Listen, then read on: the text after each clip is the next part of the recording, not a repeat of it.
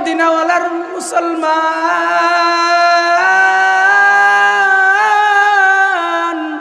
যদি আমার মেয়েকে বিবাহ করতে চাও তাহলে আমার 1 নাম্বার শর্ত শুনো, তোমাকে এই মুসলমানের পোশাক ছেড়ে দিতে হবে। 1 নাম্বার শর্ত দেওয়ার পর 2 নাম্বার শর্ত বলার জন্য বললেন, 2 নাম্বার শর্ত দিলেন, 1 বছর আমার বাড়িতে থেকে আমার 100 শূকরকে এই জঙ্গলের মধ্যে চড়াইতে হবে। 30,000 হাদিসের হাফেজ শেখ আবু আব্দুল্লাহ আন্দলুসি রহমাতুল্লাহি আলাইহি তিনি বললেন, আমি তোমার 2টা শর্ত মেনে নিলাম, তারপরেও আমাকে তোমার মেয়েকে বিবাহ দিতে হবে।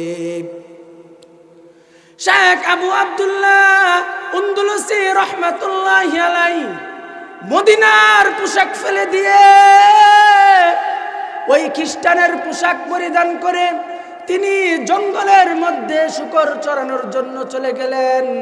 যখন এইভাবে কিছুদিন চলে গেল, কয়েক মাস চলে গেল, শিবলি রহমাতুল্লাহি আলাইহি তার মুরিদদেরকে নিয়ে আবার আসলেন ইরাকের জমিন থেকে, যে আমাদের পীর সাহেব কোথায়, আমাদের শায়েখ কোথায়। শায়েখের খুঁজে যখন ইরাকের জমিন থেকে তিনি সফর বের করে আসলেন, আসার পর শেখ আবু আব্দুল্লাহ আন্দলুসি রহমাতুল্লাহি আলাইহিকে কোথাও খুঁজে পাওয়া যাইতেছে না। শিবলি রহমাতুল্লাহি আলাইহি অস্থির হয়ে পড়লেন যে আমাদের শায়েখ কোথায়। একটু পরে খুঁজে দেখলো যে শায়েখ জঙ্গলের মধ্যে শূকরের রাখালগিরি করতেছে। 30,000 হাদিসের হাফেজ শেখ আবু আব্দুল্লাহ আন্দলুসি রহমাতুল্লাহি আলাইহি জঙ্গলের মধ্যে শূকরের রাখালি করতেছে। তখন যে শায়েখের পায়ে পড়ে গেলেন শিবলি রহমাতুল্লাহি আলাইহি, শায়েখের পা ধরে বলে, ও শায়েখ, ও আমাদের উস্তাদজি, আপনি আসেন, আপনাকে আমরা নিয়ে যাই। ইরাকের জমিনে আপনার হাজার হাজার মুরিদরা কান্না করে, আপনাকে না দেখতে পেয়ে ইরাকের জমিনের মধ্যে হাজার হাজার মুরিদরা কান্না করে। ও শায়েখ, আমার সাথে আপনি যান, যে ইরাকের জমিনের মধ্যে আপনি কোরআনের আলো চালু করেন। কিন্তু 30,000 হাদিসের হাফেজ শেখ আবু আব্দুল্লাহ আন্দলুসি রহমাতুল্লাহি আলাইহির ভিতরে এতটুকু অনুভূতি আসতেছে না। মাটি সহ ফেটে যায়, পাতাগুলোর পানিও ঝরতে থাকে, লাস্ট পর্যায়ে শূকরের চোখ দিয়েও পানি আসতে থাকে। এই অবস্থা দেখিয়াও 30,000 হাদিসের হাফেজ শেখ আবু আব্দুল্লাহ আন্দলুসি রহমাতুল্লাহি আলাইহির দিল নরম হয় না। যখন দিল নরম হইতেছে না, কিছুক্ষণ অপেক্ষা করার পর শিবলি রহমাতুল্লাহি আলাইহি তার মুরিদদেরকে নিয়ে তিনি রওনা হয়ে গেলেন ইরাকের দিকে। ইরাকের দিকে যখন রওনা হয়ে গেলেন, কিছুক্ষণ যাওয়ার পরে পিছন দিকে তাকাইয়া দেখে 30,000 হাদিসের হাফেজ শেখ আবু আব্দুল্লাহ আন্দলুসি রহমাতুল্লাহি আলাইহি তিনি উলঙ্গ অবস্থায় কূপ থেকে ভিজা অবস্থায় দৌড়াইতেছে আর বলতেছে, আমাকে কাপড় দ্বারা আবৃত করো। আল্লাহ রাব্বুল আলামিন পবিত্র কালামের মধ্যে নিয়ামতের শুকরিয়া আদায় করতে হবে। নিয়ামত মানুষ পেয়ে নিয়ামতের শুকরিয়া আদায় করতে হবে। আল্লাহ রাব্বুল আলামিন যে আমাদেরকে দুনিয়ার মধ্যে সৃষ্টি করেছেন, এটাই আল্লাহ রাব্বুল আলামিনের অনেক বড় নিয়ামত। আমরা ছোটোখাটো নিয়ামত পেয়েও আল্লাহ রাব্বুল আলামিনের নিয়ামতের শুকর আদায় করি না। এই জন্য আল্লাহ রাব্বুল আলামিন তার পবিত্র কালামের মধ্যে মানুষ যেন শুকরিয়া আদায় করে, মানুষ যেন আল্লাহর দেওয়া দিন, আল্লাহর দেওয়া ধর্ম মেনে, আল্লাহ যে মানুষকে দুনিয়াতে চালাইতেছে, মানুষ যে চলতেছে, মানুষ খাবার খাইতেছে, মানুষ ঘুমাইতেছে, সব কিছু আল্লাহ রব্বুল আলামিনের দেওয়া এক নিয়ামত। এই নিয়ামত ছাড়া মানুষ চলার কোনো ক্ষমতা নাই। মানুষ যে চলবে, মানুষ খানাপিনা করবে, আল্লাহ যদি তাকে সামর্থ্য না দেয়, শক্তি যদি না দেয়, মানুষ খানা খাইতে পারবে না, মানুষ ঘুমাইতেও পারবে না, মানুষ চলতেও পারবে না। এই জন্য আমার আল্লাহ রব্বুল আলামিন তার পবিত্র কালামের মধ্যে সূরাত ইব্রাহিমের মধ্যে মানুষদেরকে জানাইয়া দেয়, কি জানাইয়া দেয়? লা ইন শাকারতুম লা আযীদান্নাকুম ওয়া লা ইন কাফারতুম ইন্না আযাবী লাশাদীদ।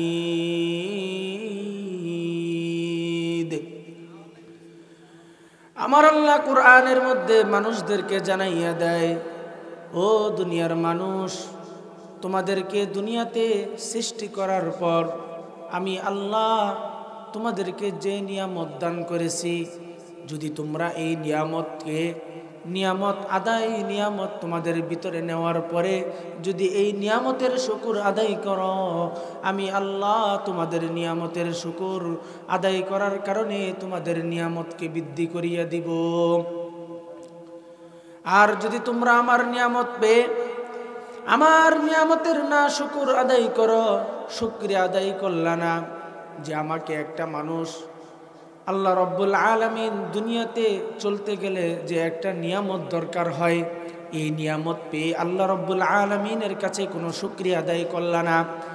এই শুকরিয়া আদায় না করার কারণে আল্লাহ পরের অংশে জানাইয়া দেয়, যদি দুনিয়ার মধ্যে কোনো মানুষ আমার নিয়ামত পেয়ে আমার নিয়ামতের না শুকর আদায় করবে, আমি আল্লাহ তার থেকে নিয়ামত ছিনাইয়া নেব। শুধু তাই নয়, ইন্না আযাবী লাশাদীদ, কঠিন আযাবের মধ্যে গ্রেফতার করব। এখন দুনিয়ার মধ্যে আপনি প্রশ্ন করতে পারেন, দুনিয়ার মধ্যে চলতে গেলে আমাদের আল্লাহর কথা মেনে চলতে হবে, কিন্তু আল্লাহর কথা আমরা তো বুঝি না যে আল্লাহ আমাদেরকে কি বলছে, কিভাবে চলতে হবে, এটা আমরা এই পর্যন্ত বুঝে আসে না। এই জন্য আমার আল্লাহ কুরআনে কারীমের মধ্যেও বলে নাই, লাস্টেও বলে নাই, শুরুতেই সূরাতু ফাতিহার মধ্যেই মানুষদেরকে জানাইয়া দিছে, ও দুনিয়ার মানুষ, যদি তোমরা ইহদিনাস সিরাতাল মুস্তাকিম, যদি সিরাতে মুস্তাকিমের পথে চলো, যদি এই পথে চলে তোমাদের জীবনকে অতিবাহিত করো, আমি আল্লাহ রব্বুল আলামিন তোমাদের জন্য রেখে দিয়েছি অসীম আরামের সেই জান্নাত। এখন আবার বলবেন ইহদিনাস সিরাতাল মুস্তাকিম, এই ইহদিনাস সিরাতাল মুস্তাকিমের পথে কিভাবে চলবো? এই জন্য আমার আল্লাহ কোরআনের মধ্যে জানাইয়া দেয়, মিনান নাবিয়িনা ওয়াস সিদ্দিকিনা ওয়াস শুহাদাই ওয়াস সালিহিন। আমার আল্লাহ কোরআনের মধ্যে জানাইয়া দেয়, এই সিরাতে মুস্তাকিমের পথে যদি তোমরা চলতে চাও, তাহলে এই সিরাতে মুস্তাকিমের পথে একা চলা যাবে না, এই পথে চলতে হলে 4 দল বন্ধু নিয়ে চলতে হবে। 4 দল বন্ধুর মধ্যে মিনান নাবিয়িনা ওয়াস সিদ্দিকিনা ওয়াস শুহাদাই ওয়াস সালিহিন। 4 দল বন্ধুর মধ্যে এক দল হলো মিনান নাবিয়িন, আরেক দল হলো ওয়াস সিদ্দিকিন, আরেক দল হলো ওয়াস শুহাদা, আরেক দল হলো সালিহিন। নবীকে বন্ধু বানাইতে হবে, 2 নাম্বার সিদ্দিকগণকে বন্ধু বানাইতে হবে, 3 নাম্বার শহীদগণকে বন্ধু বানাইতে হবে, 4 নাম্বার ওয়াস সালিহিন, নেককারদের বন্ধু বানাইতে হবে।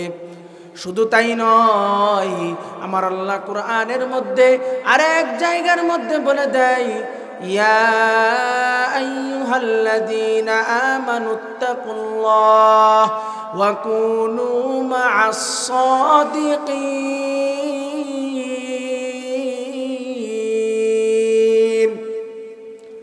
আমার আল্লাহ কুরআনের মধ্যে আরেক জায়গায় বলে দেয়, ও দুনিয়ার মানুষ, আমি শুধু তাই নয়, ইয়া আইয়ুহাল্লাযীনা আমানুত্তাকুল্লাহ, আমি দুনিয়ার মধ্যে ঈমানদারকে ডাক দিয়ে বললাম, ইয়া আইয়ুহাল্লাযীনা আমানুত্তাকুল্লাহ, সকল ঈমানদারকে আমার আল্লাহ ডাক দিয়ে জানাইয়া দেয়, ওয়া কুনু মা'আস সাদিকিন। এই সালিহিনদেরকে আমার আল্লাহ কুরআনে কারীমের আরেক জায়গায় বলে দিল সাদিকিন। এই নেককার বান্দাদের সাথে চলতে হবে। যদি এই নেককার বান্দাদের সাথে আমরা চলি, তাহলে আমাদের জন্য রয়েছে সেই অসীম আরামের জান্নাত। কিন্তু আজকে আমরা দুনিয়ার মধ্যে আসার পরে এই নেককারদেরকে বন্ধু বানাইব, কিন্তু নেককারদেরকে বন্ধু বানানোর আগে আমাদের নিজের ভিতরের মধ্যে আগে সালিহিন সত্যবাদিতা আমাদের দিলের ভিতরে ঢুকাইতে হবে। আর এমন নেককারকে ধরতে হবে। এখন আমরা অনেকেই দুনিয়ার মধ্যে মানুষ একজন হুজুর পাইলেই তাকে আমরা মনে করি যে উনাকেই আমরা পীর সাহেব বানাবো, উনাকেই আমরা আমার মুরব্বি বানাবো। এই যে একটা ভিতরে অহংকার, উনি অনেক বড় শায়েক, অনেক বড় ডক্টর, এই যে ভিতরে একটা অহংকার, এই অহংকারের পরিণতি হলো অনেক খারাপ। যারা দুনিয়ার মধ্যে অহংকারী করবে, আমার আল্লাহ এই অহংকার মানুষকে তার জীবনের ধ্বংসের দিকে নিয়ে যায়। এই অহংকারের বিষয়ে আজকে আমি কিছু কথা বলবো আপনাদের সামনে। ওরে নবীর উম্মতের দল, অহংকার করিও না। কারণ অহংকার কিভাবে করবা না? অহংকার করলেও কোনো লাভ নাই। অহংকার হলো একমাত্র আমার আল্লাহর চাদর। ওরে নবীর উম্মতের দল, ওই ইরাকের জমিনের অনেক বড় ওলিয়ে কামেল শেখ আবু আব্দুল্লাহ উন্দুলুসি রহমাতুল্লাহি আলাইহি, তিনি ছিলেন ইরাকের জমিনের মধ্যে লাখো কোটি মানুষের অন্তরের একটা মানুষ। তিনি ছিলেন অনেক 40,000 মুরিদের পীর। এত বড় ওলিয়ে কামেল, তিনি তার মুরিদদেরকে নিয়ে একদিন ইরাক দেশ থেকে সফরে বের হইলেন। সফরের মধ্যে বের হওয়ার পর ইরাকের জমিন থেকে শেখ আবু আব্দুল্লাহ উন্দুলুসি রহমাতুল্লাহি আলাইহি যখন সফরের মধ্যে বের হয়ে গেলেন, ওরে যুবক, দিলের কান দিয়া কথাগুলো শুনবা। শেখ আবু আব্দুল্লাহ উন্দুলুসি রহমাতুল্লাহি আলাইহি ইরাকের জমিন থেকে যখন সফরের মধ্যে বের হইলেন, শেখ আবু আব্দুল্লাহ উন্দুলুসি রহমাতুল্লাহি আলাইহির সাথে শিবলি রহমাতুল্লাহি আলাইহি ছিলেন, জুনাইদ বাগদাদি রহমাতুল্লাহি আলাইহি ছিলেন। এত বড় ওলিদেরকে নিয়ে শেখ আবু আব্দুল্লাহ উন্দুলুসি রহমাতুল্লাহি আলাইহি সফর দিয়ে হাঁটতেছেন। পথিমধ্যেই খ্রিস্টানের গির্জা সামনে আসলো। খ্রিস্টানের গির্জার সামনে যাইয়া শেখ আবু আব্দুল্লাহ উন্দুলুসি রহমাতুল্লাহি আলাইহি বলল, তোরা সবাই জাহান্নামী, আমি তো জান্নাতি। যখন শেখ আবু আব্দুল্লাহ উন্দুলুসি রহমাতুল্লাহি আলাইহি এই কথা বলার পর তার 40,000 মুরিদ নিয়ে তিনি আবার সফরের মধ্যে রওনা হয়ে গেলেন। প্রতিমধ্যেই খ্রিস্টান মহিলারা রাস্তার মধ্যে আসলো কূপ থেকে পানি নেওয়ার জন্য। শেখ আবু আব্দুল্লাহ উন্দুলুসি রহমাতুল্লাহি আলাইহি 30,000 হাদিসের হাফেজ, পবিত্র কুরআনের হাফেজ, এত বড় ওলি কামেল। ওই খ্রিস্টান মেয়েকে সামনে আসার পর ওই খ্রিস্টান মেয়ের দিকে শেখ আবু আব্দুল্লাহ উন্দুলুসি রহমাতুল্লাহি আলাইহি তাকিয়ে থাকলেন।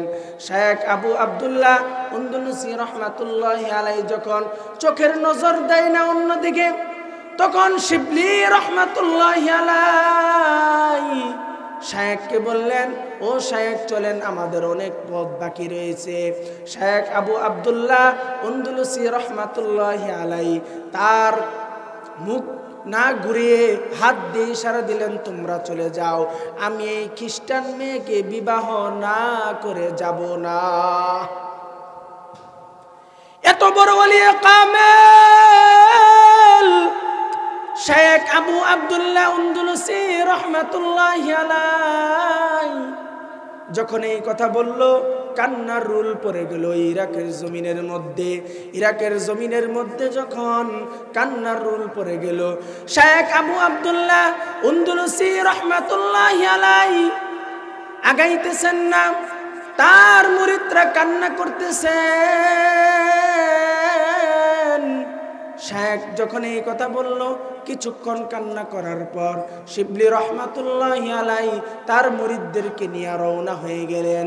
এইদিকে শায়েখ আবু আব্দুল্লাহ আন্দলুসি রহমাতুল্লাহি আলাইহি 30,000 হাদিসের হাফেজ, তিনি খ্রিস্টান মহিলার বাড়িতে চলে গেলেন। খ্রিস্টান মহিলার বাড়িতে যাওয়ার পর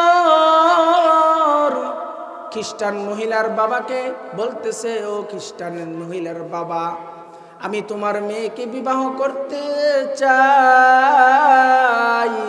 যখন এই কথা বলল, খ্রিস্টান মেয়ের বাবা বলল, ও টুপিওয়ালা হুজুর, আমার মেয়েকে বিবাহ করতে হলে আমি তোমাকে 2টা শর্ত দিব। ওই আবু আব্দুল্লাহ বলল, খ্রিস্টান মেয়ের বাবা, তুমি কি শর্ত দিবা দাও। শায়েখ আবু আব্দুল্লাহ আন্দলুসি রহমাতুল্লাহি আলাইহিকে যখন ওই খ্রিস্টান মেয়ের বাবা বলল, ও মদিনাওয়ালার মুসলমান,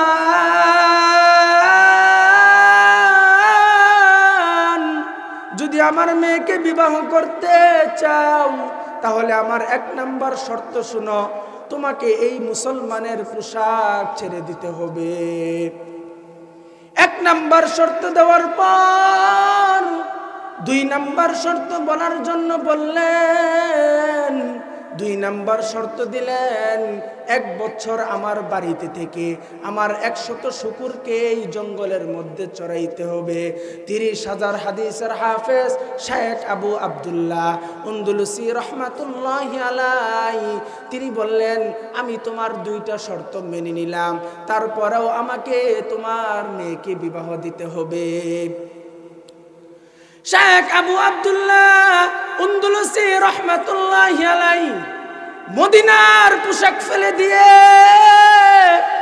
ওই খ্রিস্টানের পোশাক পরিধান করে তিনি জঙ্গলের মধ্যে শূকর চরানোর জন্য চলে গেলেন। যখন এইভাবে কিছুদিন চলে গেল, কয়েক মাস চলে গেল, শিবলি রহমাতুল্লাহি আলাইহি তার মুরিদদেরকে নিয়ে আবার আসলেন ইরাকের জমিন থেকে, যে আমাদের পীর সাহেব কোথায়, আমাদের শায়েখ কোথায়। শায়েখের খুঁজে যখন ইরাকের জমিন থেকে তিনি সফর বের করে আসলেন, আসার পর শায়েখ আবু আব্দুল্লাহ আন্দলুসি রহমাতুল্লাহি আলাইহিকে কোথাও খুঁজে পাওয়া যাইতেছে না। শিবলি রহমাতুল্লাহি আলাইহি অস্থির হয়ে পড়লেন যে আমাদের শায়েখ কোথায়। একটু পরে খুঁজে দেখলো যে শায়েখ জঙ্গলের মধ্যে শূকরের রাখালগিরি করতেছে। 30,000 হাদিসের হাফেজ শায়েখ আবু আব্দুল্লাহ আন্দলুসি রহমাতুল্লাহি আলাইহি জঙ্গলের মধ্যে শূকরের রাখালি করতেছে। তখন যে শায়েখের পায়ে পড়ে গেলেন শিবলি রহমাতুল্লাহি আলাইহি, শায়েখের পা ধরে বলে, ও শায়েখ, ও আমাদের উস্তাদজি, আপনি আসেন, আপনাকে আমরা নিয়ে যাই। ইরাকের জমিনে আপনার হাজার হাজার মুরিদরা কান্না করে, আপনাকে না দেখতে পেয়ে ইরাকের জমিনের মধ্যে হাজার হাজার মুরিদরা কান্না করে। ও শায়েখ, আমার সাথে আপনি যান, যে ইরাকের জমিনের মধ্যে আপনি কোরআনের আলো চালু করেন। কিন্তু 30,000 হাদিসের হাফেজ শায়েখ আবু আব্দুল্লাহ আন্দলুসি রহমাতুল্লাহি আলাইহির ভিতরে এতটুকু অনুভূতি আসতেছে না। মাটি সহ ফেটে যায়, পাতাগুলোর পানিও ঝরতে থাকে, লাস্ট পর্যায়ে শুকরের চোখ দিয়েও পানি আসতে থাকে। এই অবস্থা দেখিয়াও 30,000 হাদিসের হাফেজ শায়েখ আবু আব্দুল্লাহ আন্দলুসি রহমাতুল্লাহি আলাইহির দিল নরম হয় না। যখন দিল নরম হইতেছে না, কিছুক্ষণ অপেক্ষা করার পর শিবলি রহমাতুল্লাহি আলাইহি তার মুরিদদেরকে নিয়ে তিনি রওনা হয়ে গেলেন ইরাকের দিকে। ইরাকের দিকে যখন রওনা হয়ে গেলেন, কিছুক্ষণ যাওয়ার পরে পিছন দিকে তাকাইয়া দেখে 30,000 হাদিসের হাফেজ শায়েখ আবু আব্দুল্লাহ আন্দলুসি রহমাতুল্লাহি আলাইহি তিনি উলঙ্গ অবস্থায় কূপ থেকে ভিজা অবস্থায় দৌড়াইতেছে আর বলতেছে, আমাকে কাপড় দ্বারা আবৃত করো। যখন শায়েখকে কাপড় দ্বারা আবৃত করে তারা ইরাকের জমিনের মধ্যে নিয়ে গেলেন। ইরাকের জমিনে নিয়ে যাওয়ার পর শায়েখকে জিজ্ঞাসা করলেন, ও শায়েখ, আপনার কেন এই হালাত, আপনার কেন এই অবস্থা? 30,000 হাদিসের হাফেজ শায়েখ আবু আব্দুল্লাহ আন্দলুসি রহমাতুল্লাহি আলাইহি বললেন, আমি যে তোমাদের সাথে সফরে বের হয়েছিলাম, বের হওয়ার পর খ্রিস্টানদের গির্জার সামনে যে বলছিলাম যে তোরা সবাই জাহান্নামী, আমি একাই জান্নাতি। অল্প একটু অহংকার করার পরে এই কারণে শায়েখ বলল যে এই কথা বলার পর আমি আমার কলবের দিকে তাকিয়ে দেখলাম, আমার এই কলব থেকে একটা নূরের আলো বের হয়ে চলে গেল। শায়েখ যখন আবু আব্দুল্লাহ আন্দলুসি রহমাতুল্লাহি আলাইহিকে এক পর্যায়ে প্রশ্ন করলেন, ও শায়েখ, আপনি যে 30,000 হাদিসের হাফেজ, আপনার কি ওই সময় একটা হাদিসও মনে ছিল না নাকি? যখন এই কথা বললেন, বলার পরে ওই 40,000 মুরিদের সামনে শায়েখ আবু আব্দুল্লাহ আন্দলুসি রহমাতুল্লাহি আলাইহি বললেন, ও আমার মুরিদের দল, আমি 40,000 মানুষের সামনে বলতেছি, ওই সময় আমি 30,000 হাদিসের মধ্যে একটি মাত্র হাদিস আমার মনে ছিল। এই হাদিসটা হলো মান ইউরিদিল্লাহু বিহি খায়রান ইউফাক্কিহু ফিদ্দীন। আবার আরেক মুরিদ প্রশ্ন করলো, ও পীর সাহেব, আপনি যে সারা 30 পারা কোরআনের হাফেজ, আপনার কতটুকু কোরআনে কারীম ইয়াদ ছিল?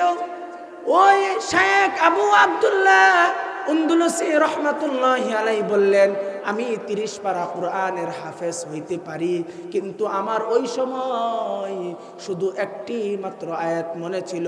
সেই আয়াতটা হলো কি, মান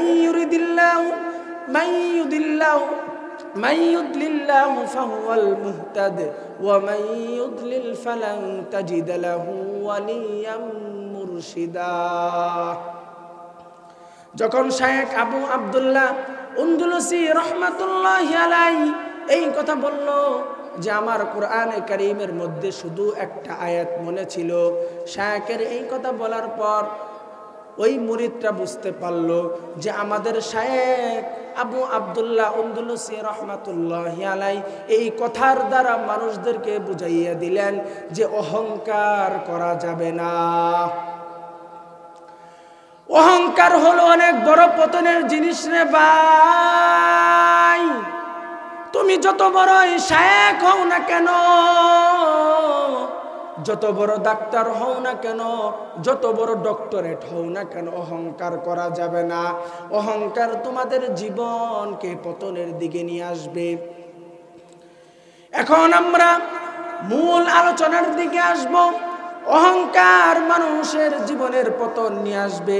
অহংকার যদি আমরা করি, আমার আল্লাহ পবিত্র কালামের মধ্যে জানাইয়া দেয় অহংকারের পরিণত হলো অনেক খারাপ। এই জন্য আমাদের অহংকার করা যাবে না, অহংকার থেকে বিরত থাকতে হবে। আর ভালো একজন মুরব্বী দেখে নিজেদের জীবন যাপন করার একটা ডাল বানিয়ে নিতে হবে। যদি নিজের জীবন যাপন করার ডাল নরম থাকে, তাহলে নিজের জীবন যাপন করা কঠিন হয়ে যাবে। এই জন্য নিজেদের জীবন যদি আমরা দুনিয়াতে গড়তে চাই, এই জন্য প্রথম শর্ত হলো আমাদের ঈমানকে তাজা করতে হবে, আর সাথে সাথে এমন একজন মুরিদ, এমন একজন পীর সাহেব বানাইতে হবে যার কাছে গেলে নিজের জীবন সুন্দর হয়ে যায়। এমন পীরের কাছে যাইতে হবে। আর এখন তো মাহফিল, সারাদিনই মাহফিল চলে, জোহরের পরে বয়ান, আসরের পরে বয়ান, মাগরিবের পরে বয়ান, এশারের পরে বয়ান, সারাদিন বয়ান চলে, কিন্তু নিজেদের জীবন যাপন করার জন্য আমরা মূল আলোচনা পাইতেছি না। এই জন্য আমাদের প্রথমত শর্ত হলো নিজেদের জীবন যাপন করার জন্য এক নাম্বার আমাদের নিজেদের ঈমানকে মজবুত করতে হবে। দুই নাম্বার হলো নিজেদের ঈমানকে শক্ত করার পরে শক্ত একজন পীরের কাছে যে মুরিদ হইতে হবে, তাহলে আমাদের নিজের জীবন যাপন করা সহজ হয়ে যাবে। ওরে নবীর উম্মতের দল, আসল আলোচনার মধ্যে এখন আমরা যাইতেছি। এই জন্য যুবক, তোমাদেরকে প্রথমত আমাদের বুঝতে হবে যে আলোচনাটা কি করব। এই জন্য এখন যে বর্তমান আমাদের বাংলাদেশের মধ্যে আমরা বসবাস করতেছি, বাংলাদেশের মধ্যে আমরা যদি বসবাস করতে চাই, এক নাম্বার হলো যদি আমরা নিজেদের জীবন যাপন করতে চাই, আমাদের শিক্ষিত হতে হবে। এক নাম্বার ভালো শিক্ষিত হতে হবে।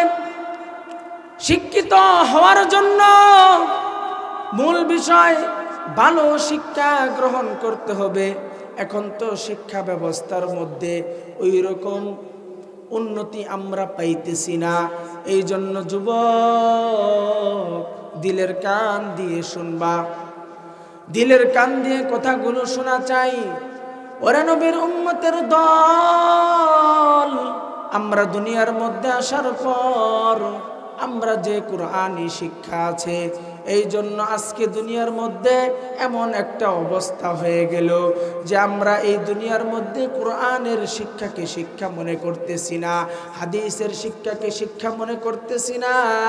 এটার মূল সমস্যা, শিক্ষায় যদি তুমি শিক্ষিত না হও, শিক্ষার মধ্যে যদি তোমার কমতি থাকে, যদি কোরআনী শিক্ষা দ্বারা তোমার নিজেদের জীবন যাপন না করতে পারো, এই জন্য আমার আল্লাহ কোরআনকে দুনিয়ার মধ্যে মানুষকে জীবন যাপন করার জন্য একটা উদাহরণ বানিয়ে পাঠাইলেন। এই জন্য দুনিয়ার মধ্যে আজকে আমরা অন্য শিক্ষায় শিক্ষিত হইতেছি, এই কোরআনী শিক্ষাকে শিক্ষিত করতেছি না। ওরে নবীর উম্মতের দল, কিছুদিন আগে একটা বিস্ময়কর ঘটনা দেখিয়া চোখের মধ্যে পানি রাখতে পারলাম না। ওরে যুবক, দিলের কান দিয়ে কথাগুলো শুনবা। ময়মনসিংহের ঘটনা বেশি দূরের ঘটনা না। ময়মনসিংহ মেডিকেল কলেজ হাসপাতালের মধ্যে একটা বিস্ময়কর ঘটনা দেখিয়া চোখের মধ্যে পানি রাখতে পারলাম না। ময়মনসিংহ মেডিকেল কলেজ হাসপাতালের মধ্যে দেখলাম একটা শিশু নাবালেগ বাচ্চাকে ডাস্টবিনের মধ্যে ফালাইয়া রাখছে মা বাবা। ওই সন্তানকে ডাস্টবিনে ফালাইয়া রাখার পর ওই সন্তানকে আবার কিছুক্ষণ পর আবার একটা কুকুর আইসা মুখে নিয়ে চইলা যাইতেছে। এই ঘটনাটা যখন আমি ফেসবুকের মধ্যে দেখিয়া চোখের মধ্যে পানি রাখতে পারলাম না। ওই সন্তানের মাও নাই, বাবাও নাই, ওই সন্তানকে কুকুর মুখে নিয়ে চইলা যাইতেছে। ওরে যুবক, আজকে কোথায়, আজকে কার জন্য তুমি বাহাদুরি করে রে যুবক? ওই সন্তানকে যখন মুখে নিয়ে চইলা যাইতেছে কুকুর, মানুষ ছবি তুলে সোশ্যাল মিডিয়ার মধ্যে যখন ছাড়লেন, আমি দেখি আমার কান্না ধরে রাখতে পারলাম না। ওই সন্তানটাকে যখন ধরা পড়ল, সন্তানটাকে হাসপাতালে নিয়ে যাওয়ার পর যখন ডাক্তারদেরকে প্রশাসন জিজ্ঞাসা করলো, ও ডাক্তার সাহেবরা, এই সন্তানটা কোথায় থেকে আসছে? ডাক্তারকে এই কথা বলার পর ডাক্তার সাহেব বলল, এই সন্তানটাকে কিছুক্ষণ আগে একজন মহিলা এসে তার পেটকে সিজার করিয়া তার সন্তানটাকে ডাস্টবিনের মধ্যে ফালাইয়া চলে গেল। ওরে যুবক, আজকে আমাদের বাংলাদেশটা কোথায়? আজকে আমাদের দেশের অনেক অবস্থা খারাপ। ওই যে ওই শিশু সন্তানটা কার কি গুনাহ ছিল? তিনি তো ছিল একটা নাবালক শিশু, তিনি যে ছিল নিষ্পাপ। সেই নিষ্পাপ শিশুটাকে ডাস্টবিনের মধ্যে বাবারা ফালাইয়া গেল। এই জন্য কারণ হইল আজকে আমাদের শিক্ষা ব্যবস্থা খারাপ হয়ে যাওয়ার কারণে আজকে ডাস্টবিনের মধ্যেও মানুষের বাচ্চা পাওয়া যায়। কথা বলেন ঠিক কিনা? এই জন্য যখন ডাস্টবিনের মধ্যে বাচ্চা ফালাইয়া দিল, সেই বাচ্চাটা তদারকি করার পর খুঁজে পাওয়া গেল সেই বাচ্চাটা হলো কিছুক্ষণ আগেই একটা মহিলা সার্জারি করিয়া তার বাচ্চাটা ডাস্টবিনের মধ্যে ফালাইয়া রেখে চলে গেল। ওই বাচ্চাটা কেমনে সমাজের মধ্যে নিবে? ওই বাচ্চাটা তো হলো আসল সামাজিকভাবে বাচ্চাটা হয় নাই, ওই বাচ্চাটা হয়েছে জিনার মাধ্যমে। আজকে আমাদের শিক্ষা ব্যবস্থা খারাপ হয়ে যাওয়ার কারণে দুনিয়ার মধ্যে অন্যায় অবিচার শুরু হয়ে গিয়েছে। এই জন্য ওই বাচ্চা মানুষের বাচ্চাগুলোও ডাস্টবিনের মধ্যে পাওয়া যায়। ওই বাচ্চাটা এই দুনিয়ার মধ্যে যে তার ধ্বংস হয়ে গেল, দুনিয়ার মধ্যে তার আত্মপরিচয় দেওয়ার কেউ নাই, তার বাবা বলতে দুনিয়াতে কেউ নাই, তার মা বলতেও দুনিয়াতে কেউ নাই। ওরে নবীর উম্মতের দল, চিন্তা করিয়া দেখ ওই সন্তানটা কাল হাশরের ময়দানে যখন আমার আল্লাহ সব মানুষদেরকে একত্রিত করবেন, ওই সময়ে বাচ্চাটা আমার আল্লাহকে বলবেন, ও দয়ার মালিক, দুনিয়ার মধ্যে আমার শক্তি ছিল না, আমার সামর্থ্য ছিল না, আজকে আমি দুনিয়ার মধ্যে কিছুই করতে পারছি না, আজকে তুমি আমাকে একটু সুযোগ করে দাও, আমি আমার পিতা মাতাকে একটু ধরবো। তখন এই সন্তানটা যাইয়া হাশরের ময়দানে পিতা মাতাকে ধরে বলবে, দুনিয়ার মধ্যে তোমরা ছিলে আমার পিতা মাতা,